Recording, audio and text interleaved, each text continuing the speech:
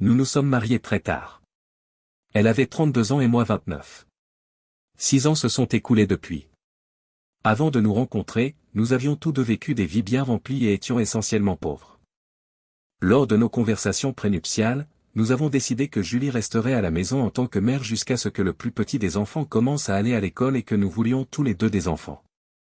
Si nous pouvions nous le permettre, nous estimions tous deux qu'un parent au foyer était essentiel au développement d'un enfant. Cela signifiait que nous devions économiser suffisamment d'argent pour traverser les années difficiles avant d'avoir des enfants. Cela signifiait également que je faisais autant d'heures supplémentaires que possible et que Julie travaillait à temps plein. J'ai pris l'habitude de travailler 12 heures de plus par jour, de doubler les heures de travail le vendredi et d'arriver tard le samedi. Cela en valait la peine. Le compte en banque augmentait régulièrement et la maison était désormais entièrement à nous. Sur la base de conversations récentes, j'avais pensé que nous allions bientôt avoir des enfants. Naturellement, il fallait que cela se fasse avant le 40e anniversaire de Julie pour éviter que la probabilité de mettre au monde notre premier enfant ne diminue, d'où l'étrangeté de notre entretien du jeudi soir. J'aimerais discuter avec toi d'une séparation à l'essai, Dave. Comment s'écrit l'incrédulité? J'étais tellement abasourdi que j'ai perdu toute clarté mentale. Qu'est-ce que j'ai bien pu dire? Ceux d'entre vous qui ont vécu l'expérience d'être largués par un conjoint, un mari, une petite amie ou un petit ami comprennent l'émotion. La personne qui se fait larguer a tout prévu, a bien réfléchi et est prête. La personne qui se fait larguer est surprise et perplexe.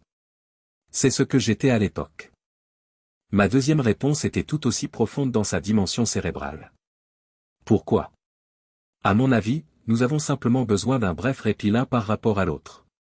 Dave, tu dois reconnaître que tu as perdu ton côté romantique et que tu ne sembles plus m'apprécier autant qu'avant. Plus d'une fois par mois, tu prétends être trop épuisé pour sortir. Tu ne me fais plus l'amour 4 fois par semaine comme avant, et tu as pris du poids, pour être honnête. Tu seras sans doute d'accord pour dire que nous avons besoin d'une petite pause. Dave, pourquoi pas un mois? Ensuite, nous évaluerons la situation. Je reste sous la responsabilité de Freda. Je ne pense pas que nous devrions nous voir plus d'une fois par semaine, mais n'hésitez pas à m'appeler quand vous le souhaitez. Ce ne serait pas vraiment une séparation si c'était plus que cela, n'est-ce pas? Sache que je t'adore, Dave, et je ne doute pas que nous aurons de beaux enfants ensemble. Je ne doute pas que nous reviendrons à notre état antérieur d'ici un mois ou deux. Sur ce, Julie se lève, prend 2 bagages et se dirige vers la porte. Je n'ai pas mon mot à dire, n'est-ce pas, Julie? J'ai pris ma décision, Dave, bégayai-je. Julie, asseyez-vous, s'il vous plaît. Elle revint à contre-séhure et demanda, qui est-ce, Julie? Mon Dieu, je m'attendais à ce que vous pensiez cela. Dave, je viens de t'informer que tu es la seule personne que j'aime. Il n'y a personne d'autre. Par conséquent, il n'est pas nécessaire d'engager un détective privé, d'installer un traceur GPS sur ma voiture, de me suivre ou de mettre mon téléphone sur écoute.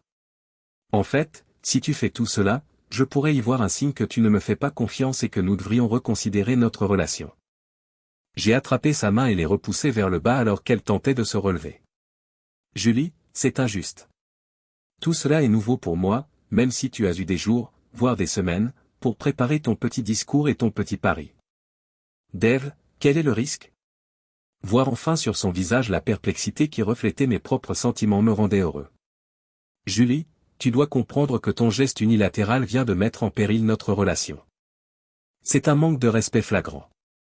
Dans notre relation, je t'ai toujours considéré comme une partenaire à part entière et je n'aurais jamais envisagé de prendre un tel risque sans t'en parler au préalable. Dave, quel risque? Je te chéris, et tu me chéris. Quel est le problème? Ce n'est que pour un mois. Je reviendrai vite si tu commences à me manquer plus tôt. Que signifie le mépris pour toi? Vous ne m'avez pas donné l'occasion de me défendre, après tout. Par exemple, comme je fais des heures supplémentaires le vendredi et le samedi, nous sortons rarement ensemble. Nous avons décidé de faire des heures supplémentaires pour améliorer notre situation financière. Nous ne sommes plus aussi proches qu'avant, d'une part parce que je suis constamment stressé et d'autre part parce que nous sommes mariés depuis 6 ans. Tu m'as conseillé d'accepter le poste de superviseur parce qu'il est mieux payé, mais ce n'est pas un travail pratique et j'ai pris du poids. J'y ai réfléchi dernièrement, tu veux bien rester pour qu'on en discute? Je suis désolé, Dave. J'ai dit à Frida que je l'emmènerai ce soir. Elle s'est levée, a pris ses bagages et s'est dirigée vers la porte. Tout ce que j'ai pu dire, c'est Julie, n'oublie pas que tu es mariée. Elle a hésité un instant avant de se diriger vers la porte. Le lendemain, à 10 heures, j'ai apporté au travail des sandwichs cuits avec du pain de la semaine. Ce soir-là, je suis allé au magasin du coin ouvert 24 heures sur 24 pour m'approvisionner. Lorsque je suis arrivé à la maison vers 23h30, l'indicateur de message du téléphone clignotait. Julie m'a dit que je lui manquais et m'a remercié de ne pas l'avoir appelé pour lui laisser un peu d'espace. Le fait que je travaille si dur pour avoir 3 fois plus d'argent qu'elle à la banque alors qu'elle a une vie sociale commençait à m'irriter. Curieusement, je n'avais jamais été en colère à ce sujet auparavant. Le dimanche, aucun de nous deux n'a appelé l'autre. Le lundi, je me suis excusé auprès de mon patron, mais je l'ai informé que je ne pourrais pas faire d'heures supplémentaires pendant un certain temps. Après le dîner du jeudi, je suis allé chez Frida parce que Julie m'avait appelé mercredi et m'avait dit que je me sentais un peu mal de ne pas l'avoir contactée plus tôt. J'ai apporté une boîte de chocolat et un bouquet de fleurs en signe de paix. La meilleure amie de Julie était Frida. Cela faisait un peu plus d'1 an qu'elle avait divorcé. Je soupçonnais qu'elle avait trompé son conjoint, mais je n'en ai jamais su la raison exacte. Julie était sous la douche, a-t-elle expliqué. Frida s'est assise à côté de moi pendant que j'attendais sur le canapé. Elle s'est approchée de moi beaucoup plus près que je ne le souhaitais. Je me suis légèrement éloigné, mais elle a fait de même. Julie est descendue juste à temps, Dieu merci. Je lui ai donné les chocolats et les fleurs. Ce n'était pas une discussion joviale comme d'habitude, mais plutôt un peu forcée. Après une brève conversation, elle m'a demandé, « Dave, tu veux quelque chose ?» Pour être honnête, j'ai été un peu surpris par cette question. Non, je passais simplement pour inviter ma femme à sortir demain soir. Je m'excuse, mais Frida et moi avons déjà des projets. Attendez, on est vendredi demain.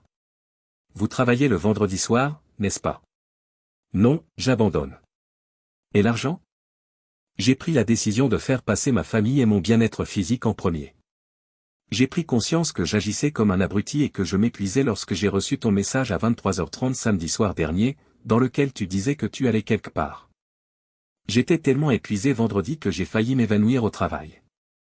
Julie est apparue incrédule. Ne t'énerve pas, chérie, dit-elle en s'avançant pour me serrer dans ses bras. Dans quelques mois, j'aurai besoin de ta force. À ce moment-là, Frida est revenue et a gâché l'ambiance de tout le monde. Je suis désolé, Dave, mais la fête Tupperware va bientôt amener les filles ici. Un homme n'est tout simplement pas censé voir certaines choses. Julie m'a conduit jusqu'à la porte et j'ai été obligé de lui dire, « Julie, rentre à la maison, tu nous manques. Tu nous manques. Nous nous reverrons dans 3 semaines, Dave. » Elle semblait mal à l'aise en disant cela, comme si elle détestait devoir dire non. Mais quand elle a ajouté, « Pourquoi ne prendriez-vous pas 1 mois de congé pour vous ressourcer ? Toutes les bonnes vibrations que j'avais ont été anéanties. Dave, nous aurons besoin de cet argent. » Je me suis simplement assis là où elle avait jeté les fleurs et les chocolats, je les ai regardés et je suis parti. Le mardi soir suivant, c'était ma visite hebdomadaire. Julie était de nouveau sous la douche. J'ai évité de m'asseoir sur le canapé, évitant ainsi de commettre la même erreur que la fois précédente. Frida, habillée, se tenait maladroitement à côté de moi et me parlait. Je me sentais assez mal à l'aise. Julie, habillée elle aussi, est descendue. J'aurais vraiment dû téléphoner, a-t-elle ajouté, l'air un peu mal à l'aise. Si je l'avais fait, j'aurais su qu'ils allaient partir. Lorsqu'on m'a montré la porte, je me suis sentie plus que honteuse. Après la fermeture, je me suis juré que c'était la dernière fois que je me laissais humilier de la sorte, et j'ai cru entendre des rires venant de l'autre côté. À la fin de la semaine, aucun de nous deux n'avait appelé l'autre. Ce dimanche-là, je faisais de l'exercice dans l'arrière-cour. Après avoir assemblé un appareil d'haltérophilie improvisé, j'avais déjà l'impression de retrouver ma force d'antan.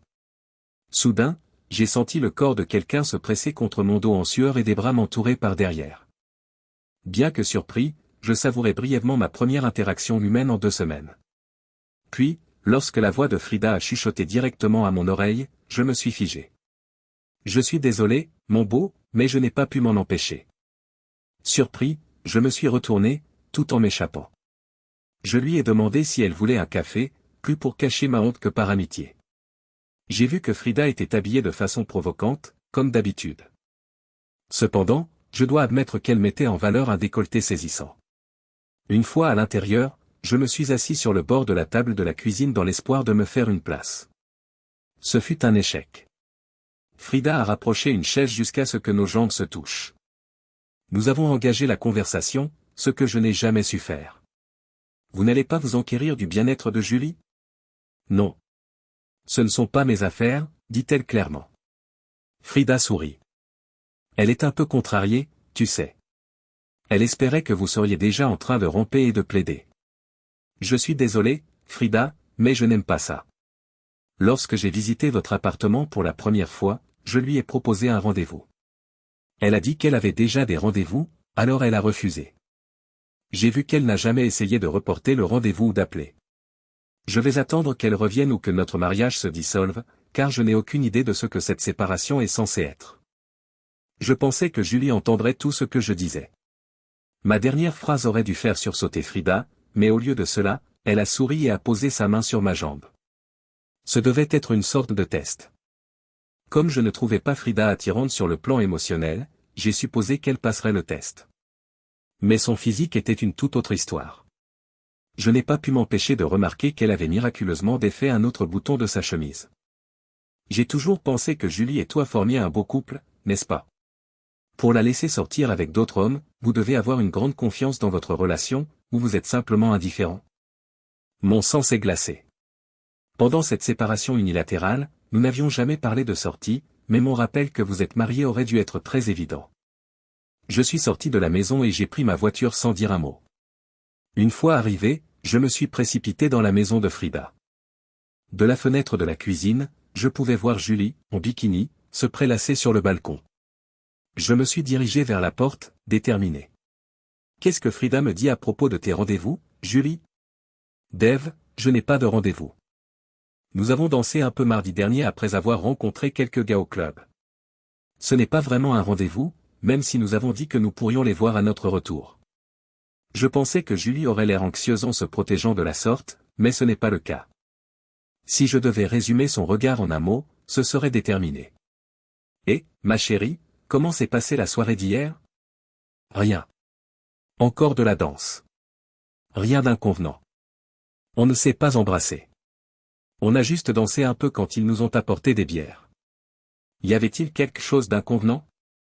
Lorsque son mari n'est même pas présent, quand est-il acceptable pour une femme mariée de danser avec d'autres hommes?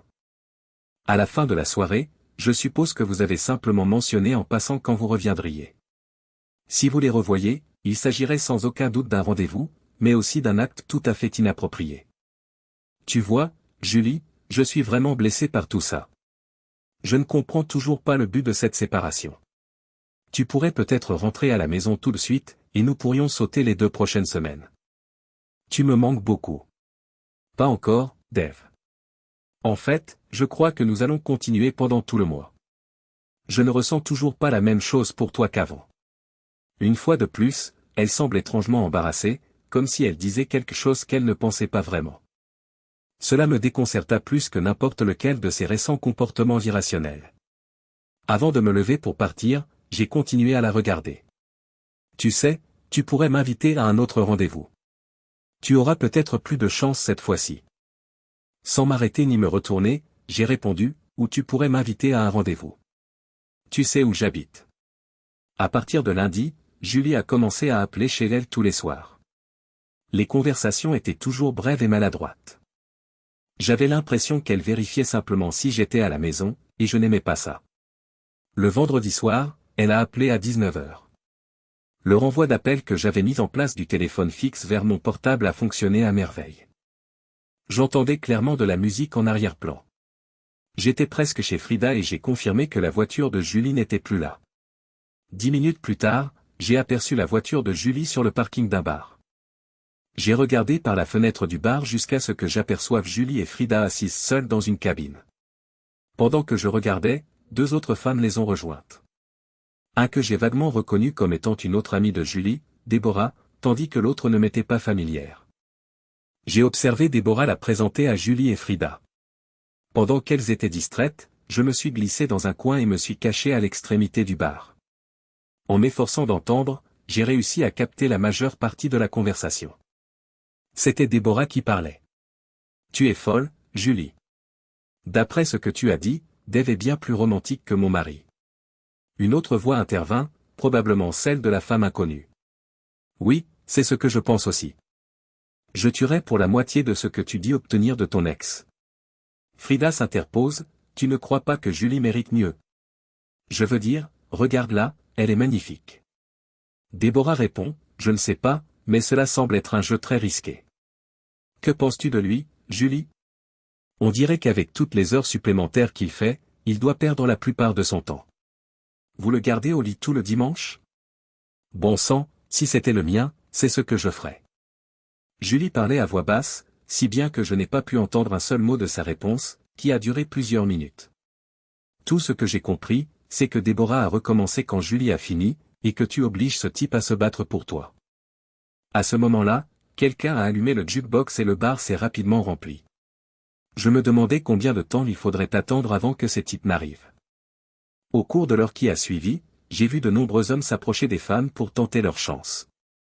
Chacun d'entre eux est reparti déçu. C'est alors que j'ai vu une femme inconnue se diriger vers le bar. Comme elle s'approchait de mon coin, je lui ai fait une place. Elle m'a souri et a commandé 4 boissons. De près, elle s'est avérée être une femme charmante, avec des cheveux bruns courts et ondulés et un sourire doux. Pendant qu'elle attendait ses boissons, elle s'est tournée vers moi. Vous venez souvent ici? C'était censé être ma question. Eh bien, vous avez été trop lent. Nous avons parlé à voix basse jusqu'à ce que ces boissons arrivent. Je n'ai pas manqué son petit coup d'œil à mon annulaire. En raison de mon emploi, je porte rarement une bague. Elle m'a étonné lorsqu'elle a ajouté, écoutez, la discussion à ma table est vraiment horrible. Ça te dérange si je t'utilise comme excuse pour m'éloigner d'eux? Quoi? Comment pourrais-je m'en préoccuper alors qu'une femme charmante discute avec moi? Qu'est-ce que vous en pensez?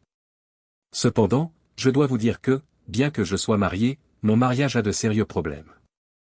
Je suis ici pour cette raison. Je suis ici pour cette raison. Ok, j'apprécie votre franchise. Si vous êtes d'accord, j'aimerais beaucoup parler. Je cherche simplement de la compagnie. Elle m'a souri d'un air malicieux et est revenue 2 minutes plus tard. Nous avons conversé de manière informelle pendant 1 heure et demie. Je n'arrêtais pas de regarder autour de moi pour m'assurer que nous n'étions pas observés. J'ai remarqué qu'un homme avait rejoint la table des filles et acheté toutes les boissons. Nous passions un bon moment ensemble et Sarah était magnifique. Il était 11h30 lorsque Déborah est arrivée. Il était trop tard pour que je puisse me dissimuler lorsque je l'ai enfin vue. Son visage prit une légère expression de perplexité. Elle m'avait reconnu à ce coup d'œil, mais elle n'arrivait pas à en déterminer l'origine. Sarah nous a présentés et j'ai souri. Je suis presque sûr que Déborah a chuchoté à Sarah, tu as raison, il est mignon. Julie s'est portée volontaire pour nous raccompagner. Vous avez besoin d'un chauffeur? Quoi qu'il en soit, je devrais vraiment commencer car j'ai vu l'hésitation de Sarah sur son visage. Sarah, c'était un plaisir de parler avec toi. Je l'ai embrassée sur la joue. Elle s'est éloignée en rougissant. Elle m'a donné une carte de visite en se retournant vers la porte. Elle est repartie avec un autre sourire, mais sans rien dire. J'ai vu Frida et l'homme à la table, seuls, alors que les 3 femmes s'en allaient. Dans le parking, j'ai décidé de leur donner un avantage de 5 minutes. Au bout de 2 minutes, mon téléphone a sonné. D'après l'identification de l'appelant, Julie appelait du numéro de la maison qui avait été redirigé.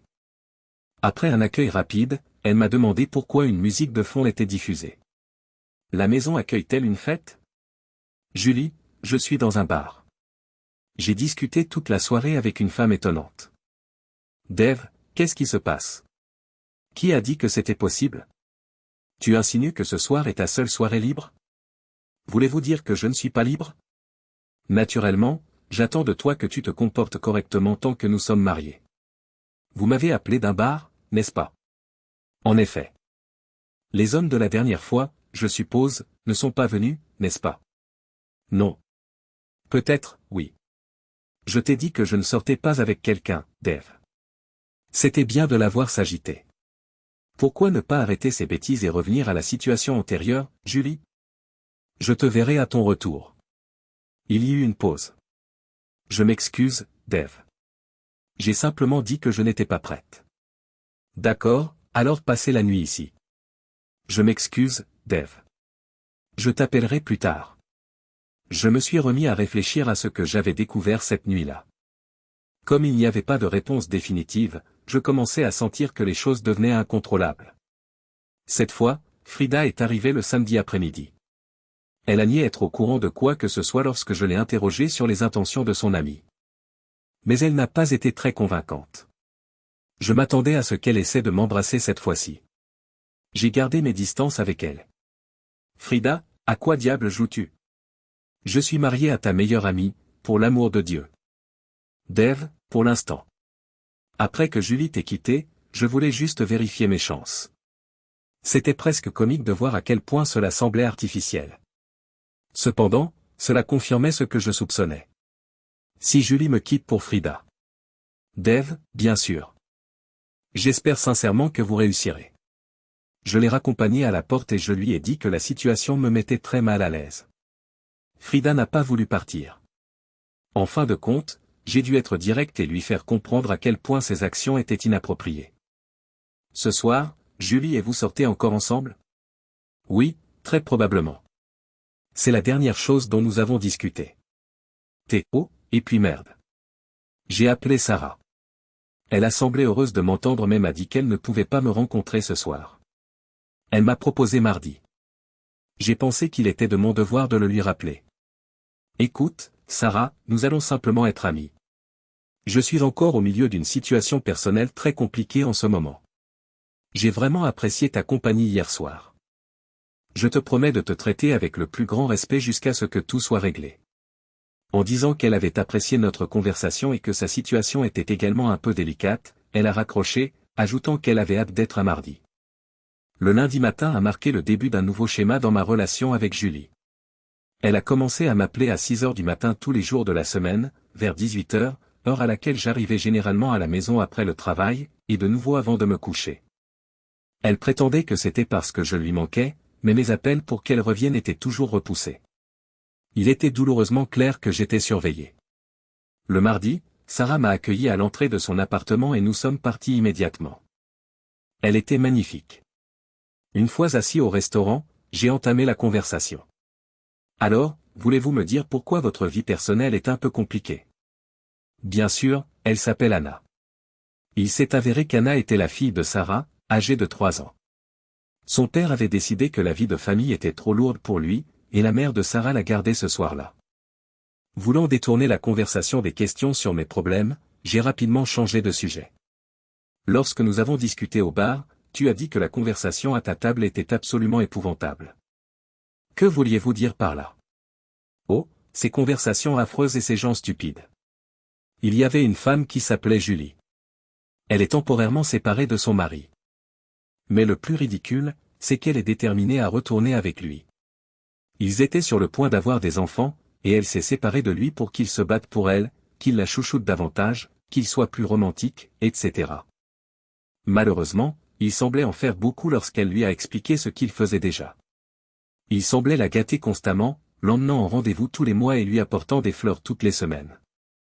Il se levait tôt le dimanche pour lui préparer son petit déjeuner, alors qu'il travaillait tard tous les samedis.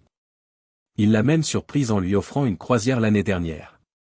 J'aurais aimé recevoir la moitié de ce que mon ancien partenaire m'a offert. Mon amie Deb était également bouleversée. Elle ne reçoit rien de tel.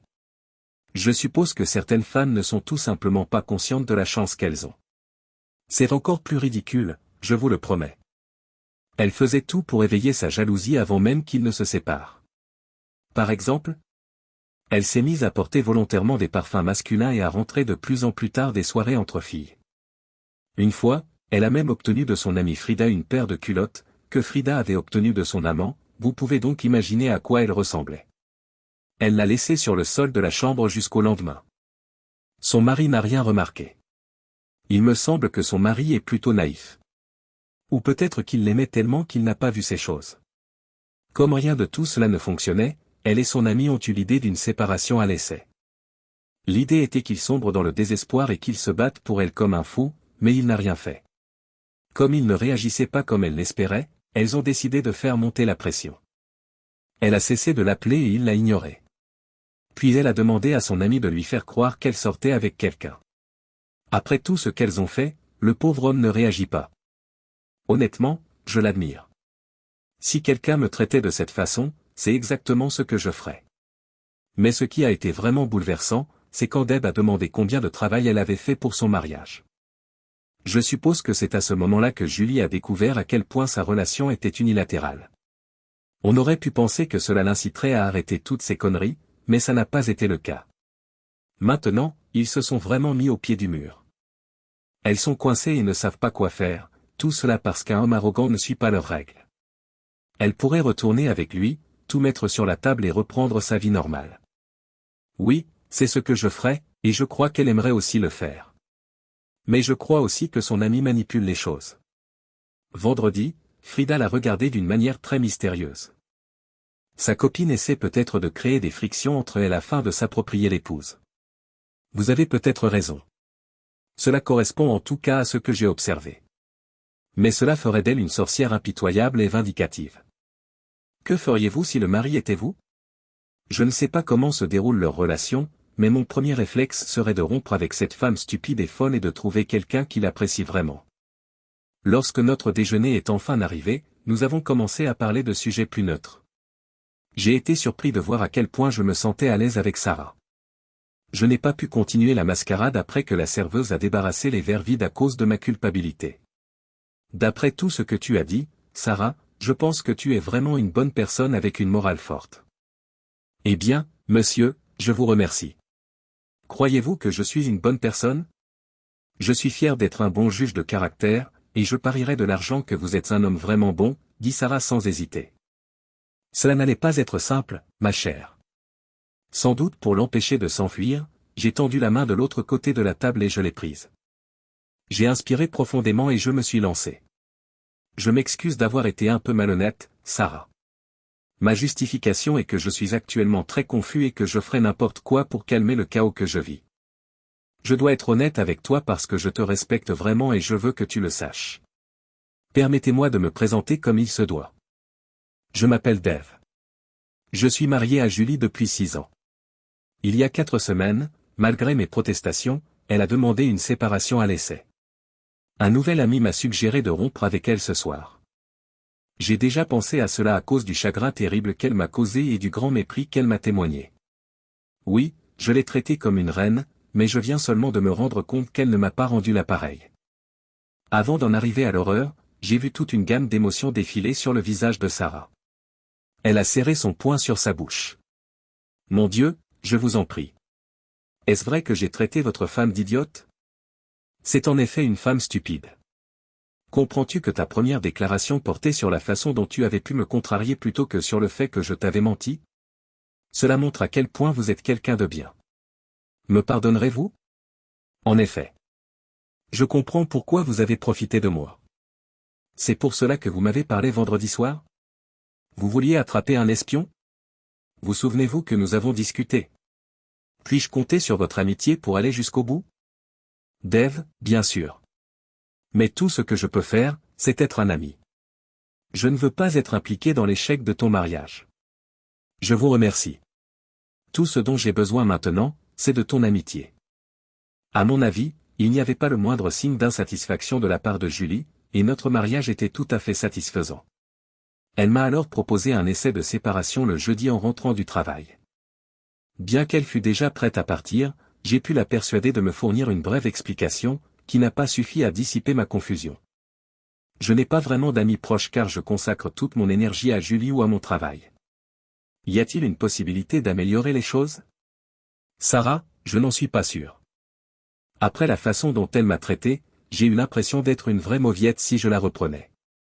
De plus, après avoir parlé avec vous, j'ai pris conscience du déséquilibre de mon mariage.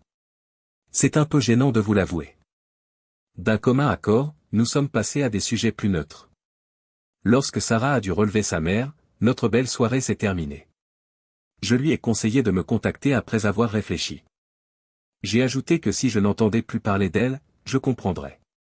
Le lendemain, alors que je me rendais à l'épicerie, j'ai entendu un appel provenant d'un café situé un peu plus loin dans la rue. Julie, Frida et une autre femme qui me tournait le dos étaient là lorsque je me suis retourné. Mon cœur s'est effondré lorsque je me suis approché de la table et que j'ai vu qu'il s'agissait de Déborah. Dès qu'elle m'a reconnu, elle m'a dit, « Toi, tu donnes le jeu. » À 21h30, le coup de téléphone attendu est arrivé. Personne ne se sent bien quand il est presque endormi, et j'étais l'une de ces personnes. Je t'ai dit de ne pas m'espionner, n'est-ce pas, Dave? Tu ne me fais pas confiance, comme le prouve le fait que tu l'aies fait. De plus, cela démontre un manque total de respect. Julie, mets-toi à ma place. Vous me faites une farce et vous ne me dites pas ce que cela signifie. Ne pensez-vous pas que je pourrais essayer de résoudre le problème moi-même? Dave, c'était manifestement contraire à nos règles. Julie, tes règles. Je ne sais tout simplement pas comment gérer tout cela, Dave, mon amour. Je n'obtiens pas les résultats que j'espérais de cet essai de séparation. Je ne t'aime peut-être pas autant que je le devrais. Je crois que nous devrions nous donner 1 mois ou 2 de plus pour voir comment cela se passe. Elle s'arrêta, anticipant manifestement ma crise. Je n'ai rien dit. Ce n'était qu'une escalade pour m'encourager à faire plus d'efforts, à moins qu'elle n'ait changé d'avis depuis vendredi dernier. Quel est ce proverbe? Si tu ne réussis pas du premier coup, continue d'essayer. Pour ma part, j'ai préféré la version minière. Utilisez plus d'explosifs la prochaine fois si vous n'avez pas réussi la première fois. Je trouvais vraiment peu convaincant de prolonger la distance et de renforcer sa perception amoindrie de moi. Ce n'était évidemment pas la fin de l'histoire. Je ne voulais pas faire ça, Dave, mais je crois que c'est juste. Je pense que je devrais être autorisé à sortir avec d'autres hommes. Si je le fais, je pourrais t'apprécier et raviver mes sentiments. Elle hésite à nouveau, anticipant l'inévitable diatribe. Je ne voulais pas rester silencieuse cette fois-ci. C'est juste que je n'arrivais pas à parler. Je n'ai pas utilisé ma voix quand j'ai fini par la découvrir. Je savais que je n'avais que peu de contrôle sur ce que je disais, mais je comprenais aussi qu'il était peu probable que cela résolve quoi que ce soit. Dave, tu es là? Je n'ai pas encore répondu. J'ai brièvement pensé à l'informer que j'étais pleinement conscient de ses intentions. Elle reviendrait peut-être si je jouais carte sur table, mais le problème fondamental subsisterait. Dave. Julie, je crois que ce serait une très mauvaise idée d'aller à un rendez-vous. Permettez-moi de préciser ceci, en fait. Je considérerais que tu as renoncé à notre mariage si tu commences à sortir avec quelqu'un ou si tu te comportes d'une manière qui ne convient pas à une femme mariée. J'entends par « inapproprié » le fait de voir un homme à plusieurs reprises, de danser avec lui, de l'embrasser ou de le toucher. Est-ce que c'est assez clair? Même si tu revenais aujourd'hui, je ne sais vraiment pas si nous pourrions rétablir notre mariage, mais je suis prête à essayer. Julie, retourne à ta place, s'il te plaît. Cette fois, c'est elle qui se tait. Eh bien, Dave, je ne crois pas que vous ayez le pouvoir de fixer des conditions. Je ne vous appartiens pas. Je pense que je peux enfin trouver le romantisme et la compagnie qui me manquent depuis 1 mois. À ce moment-là, j'ai vraiment commencé à croire que Julie était devenue folle. Est-il approprié de mentionner qu'elle avait manqué de romantisme parce qu'elle avait fui un partenaire romantique? Exigez-vous que ce mariage soit ouvert, Julie? Tu ne m'as jamais expliqué pourquoi nous sommes séparés d'une manière qui ait du sens. La seule explication plausible à laquelle je peux penser est que tu essaies de me forcer à travailler davantage et à faire plus d'efforts pour notre mariage. Cela m'a semblé trop irrespectueux, alors je l'ai balayé d'un revers de main. J'ai eu le temps de réfléchir, ce qui est l'un des avantages de ton départ. Je vois maintenant que j'ai travaillé bien plus dur que toi pour notre couple. Encore une fois, le silence. Sa voix était au bord des larmes lorsqu'elle le rompit enfin cette fois, comme si elle adhérait aveuglément à un plan dont elle venait d'apprendre qu'il était gravement défectueux. Je suis désolé, Dave, mais j'ai déjà pris ma décision. La tonalité annonça la fin de la conversation, et je soupçonnais qu'elle représentait également la fin de notre mariage. Sarah a appelé jeudi soir. Elle m'informa que j'étais entièrement pardonné, et je me sentis plus à l'aise que je ne pouvais l'exprimer. Elle m'a demandé s'il y avait des nouvelles, m'assurant qu'elle ne le faisait qu'en tant qu'amie. Je lui ai fait part de mes récentes interactions avec Julie, en ajoutant mon interprétation de ses motivations probables. Alors, qu'allez-vous faire maintenant, Dave? Je suppose que je devrais attendre qu'elle détruise notre mariage. Dave, veux-tu que je l'espionne ce week-end? Non, Sarah, ne t'implique pas là-dedans. Pourquoi ne pas découvrir où ils seront tes Y emmenés pour un rendez-vous? Non, je ne serai pas aussi désespéré qu'elle. Mais c'est une bonne idée. Ce serait merveilleux de vous voir ce week-end. Nous avons négocié facilement pendant quelques minutes avant de décider de faire un pique-nique dimanche. On ne m'a pas demandé pourquoi je n'étais pas disponible vendredi ou samedi. Elle était déjà au courant. Nous avons dû passer 2 heures à discuter. Il a été facile de localiser Julie et Frida le vendredi. Le fait qu'elles étaient assises dans la même vieille taverne indiquait l'une ou l'autre option. Julie comptait probablement sur moi pour l'espionner, ou bien elle était sincèrement certaine que j'étais trop effrayé pour le faire. Cette fois, me sentant un peu coupable de ce que j'avais fait, j'ai tout regardé à travers les fenêtres. Ce soir-là, Julie s'est bien comportée. Il ne restait plus à table que Déborah, Frida et elle. Elles ont discuté jusqu'à 10 heures. Frida a refusé 2 invitations à danser, bien qu'elle en ait accepté quelques-unes. 2 hommes obstinés se sont finalement approchés d'elle, visant manifestement Julie et Frida. Déborah partit peu après, les laissant toutes les 4 assises à la table. De temps en temps, les femmes regardaient dans les zones d'ombre du bar. J'ai été agréablement surpris lorsque Frida et Julie sont parties seules à 11h30. Je suis allé chez elle après avoir suivi leur taxi et j'ai regardé jusqu'à ce que les lumières s'éteignent. Le samedi fut une journée complètement différente. Une fois de plus, c'était la même taverne. Les 2 mêmes hommes attendaient déjà cette fois. Mon mariage a pris fin à 20h05.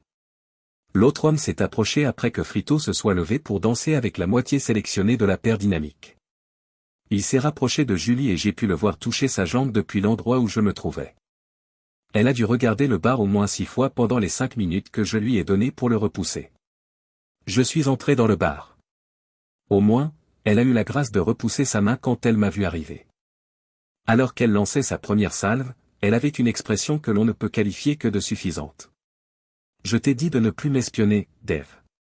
Sentant mon humeur, son pote malchanceux se leva. Je ne saurais jamais s'il allait s'enfuir ou m'affronter. Faisant fi de toute conduite socialement appropriée, je me suis rapproché, mettant en évidence sa petite taille par rapport à mon 1,90 m. J'ai prononcé la phrase la plus courte en anglais dans un grognement bas. Sortez. Il est parti en courant. Je me suis assis sur le siège désormais vide et j'ai sorti une liasse de papier de ma poche de poitrine, tout en gardant les yeux fixés sur le visage de Julie. Ce sont des documents de divorce qui ont été acceptés par les 2 parties. Je les ai déjà remplis. Vous n'avez plus qu'à les signer. J'ai également ajouté une convention de partage des biens. Je ne vois pas pourquoi nous ne pourrions pas partager les choses à 50-50e. Puisque tu as déjà déménagé, il est logique que je garde la maison.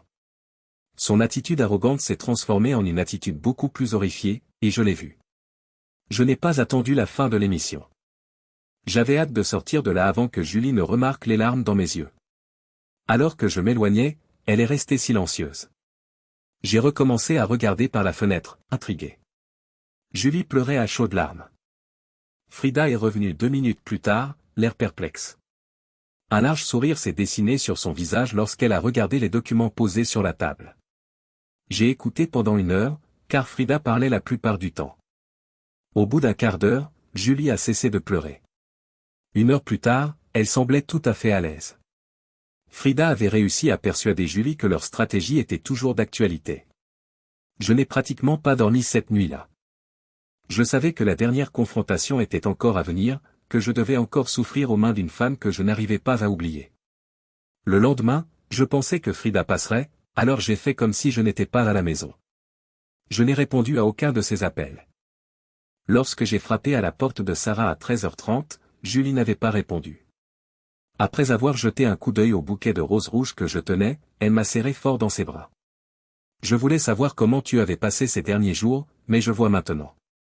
Mon Dieu, cette femme était perspicace. Elle savait que les amis n'échangent pas de roses ou que je les lui apporterais alors que la situation était encore en cours. Après m'avoir invité à entrer, nous sommes allés voir une femme plus âgée. Sarah m'a serré dans ses bras et nous a présenté, voici Laura, ma mère, Dave. Voici Dave, mon petit ami, maman. Je ne pouvais pas parler, mais de la meilleure façon possible. Je me demandais aussi ce que Sarah avait dit à sa mère. La question de Laura, alors, c'est fini, m'a aidé à résoudre cette énigme. Je les ai informés des derniers développements et leur ai dit que je pensais que Julie ne prenait pas encore les choses au sérieux. Il faudrait plus de travail pour démontrer que je pensais ce que je disais.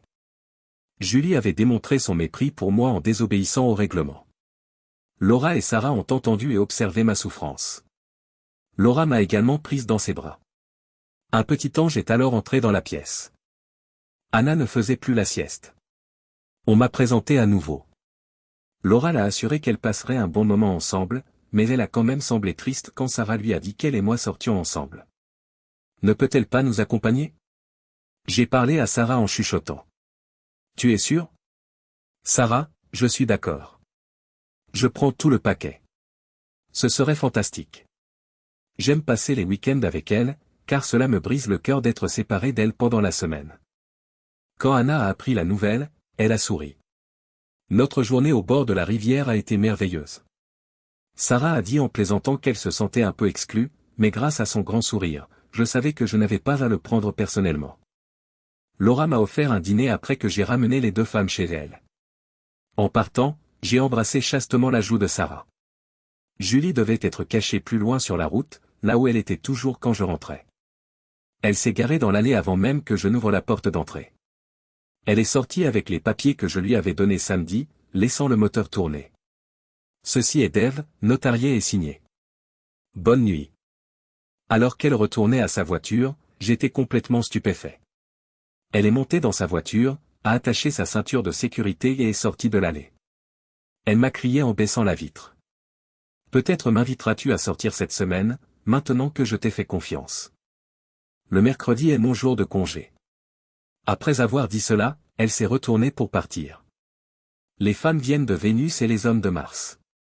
Julie semble venir de quelque part dans la nébuleuse de la tête de cheval, alors que je viens de la Terre. S'il y avait eu des cris à la fin, cela aurait été un cri effrayant. Les cris ont commencé lundi soir. En rentrant du travail, j'ai trouvé Frida qui m'attendait dans l'allée. Lorsque je suis sorti de la voiture, elle m'a attrapé et a déposé un baiser sur mes lèvres avant que je ne puisse réagir. Écoute, une fois pour toutes, tu ne m'intéresses pas le moins du monde, Frida, ai-je hurlé en la repoussant brutalement. Lorsque Julie est sortie de sa cachette, le bruit du moteur et des pneus a étouffé toute réponse. Julie a foncé dans l'allée, Frida l'a vue arriver et a tenté de piquer un sprint. Elle faillit y échapper. Frida fut renversée lorsque Julie ouvrit la porte alors que la voiture s'était arrêtée. Frida réussit à se remettre debout, mais un coup plein d'une colère inimaginable l'assomma à nouveau. Frida prend son temps pour se relever. D'ordinaire, il aurait été sage de rester en bas face à une tigresse furieuse qui venait de réaliser qu'elle avait été humiliée. Julie lui donne un coup de pied. La colère de Julie est trop forte. J'ai risqué de pousser Julie au sol quand elle s'est enfin fatiguée, mais elle écumait toujours les lèvres. À ce moment-là, une voiture de police est passée. Une ambulance a été appelée pour Frida, et Julie et moi avons été menottés. Les policiers ont d'abord interrogé Julie. Ils ont finalement abandonné et l'ont emmenée dans une cellule en face de la mienne pour qu'elle se rafraîchisse. Quand ce fut mon tour, je leur ai tout raconté. Je me suis efforcé de les persuader que le comportement de Julie était acceptable. À 23 heures, ils se sont excusés et m'ont laissé partir. Le lundi, je suis allé travailler.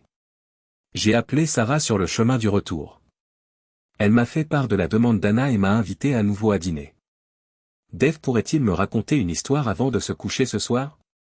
Il me fallut 1 heure de plus que d'habitude pour rentrer à la maison. Je me rendis chez le père de Frida pour parler avec lui et son épouse, avec qui j'avais travaillé. Je leur ai fait part de tout ce que je savais sur la manipulation de ma femme par leur fille. Aucun d'entre eux n'a semblé très choqué. Je leur ai suggéré de tenter de persuader Frida de ne pas accuser Julie d'agression.